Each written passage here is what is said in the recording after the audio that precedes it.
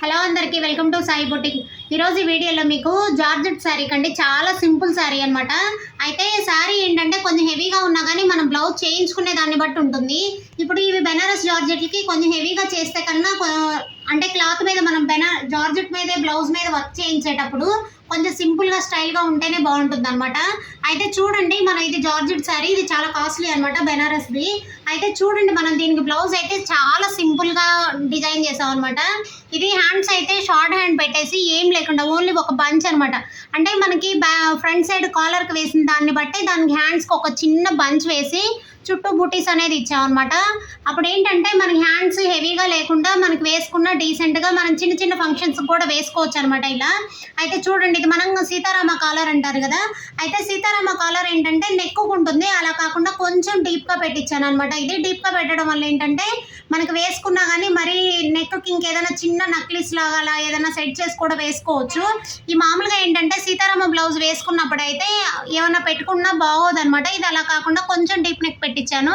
మనం ఏంటంటే ఇంతకు ముందు సీతారామ బ్లౌజ్కి షోల్డర్ మీద ఈ కాలర్ అనేది అటాచ్మెంట్ ఉండేది. అప్పుడు ఏంటంటే మనకి షోల్డర్ మీద అలా అటాచ్మెంట్ ఉండడం వల్ల పళ్ళు పెట్టుకున్నప్పుడు షోల్డర్ నిలబడకుండా ఉంటుందండి. మనం ఆ కాలర్కి వర్క్ వేసింది కూడా తెలియట్లేదు.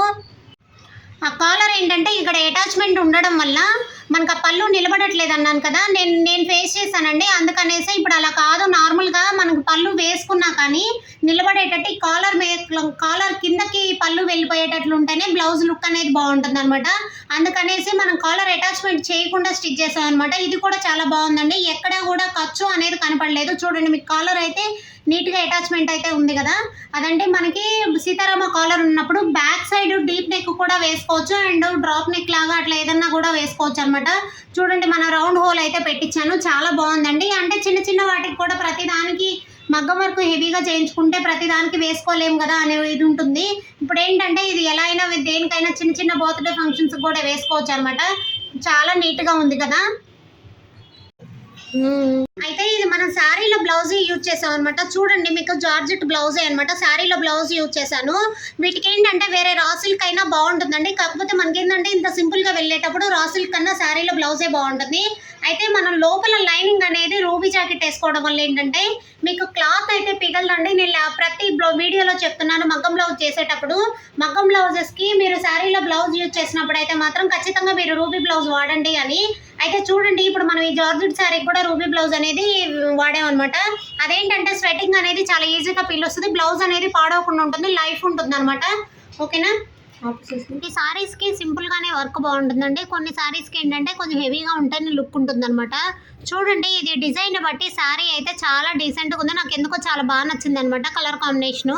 మనం ఏంటంటే దీన్ని హ్యాండ్స్ మాత్రమే కొంచెం హైలైట్ చేసి బ్యాక్ నెక్ ఫ్రంట్ నెక్ అనేది చాలా సింపుల్గా చేయించాను అనమాట. ఏంటంటే ఇవి రెండు కూడా ఒకే కస్టమర్ బ్లౌజెస్. ఇవేంటంటే రెండు కూడా బ్యాక్ ఓపెన్ అనమాట. ఫ్రంట్ ఏంటంటే ఒక సైడ్ మాత్రమే వర్క్ వేస్తాం, రెండో సైడ్ కూడా వేయడం వల్ల ఏంటంటే ఒక్కొక్కసారి క్రాప్ టాప్లకి వాటికైతే సెట్ అవుతుంది, కానీ నార్మల్ శారీలో బ్లౌజ్ అయితే వేయకపోవడమే బెటర్ అండి, వేస్ట్ కదా దాన్ని యూజ్ చేయం కాబట్టి. ఓకేనా. మనకి ఇలాంటి మంచి మంచి వీడియోస్ చూడాలి అనుకుంటే నా ఛానల్ని అయితే ఫాలో చేయండి. థ్యాంక్ యూ అండి. వీడియో నచ్చినట్లయితే లైక్ చేయండి, షేర్ చేయండి, సబ్స్క్రైబ్ చేసుకోండి.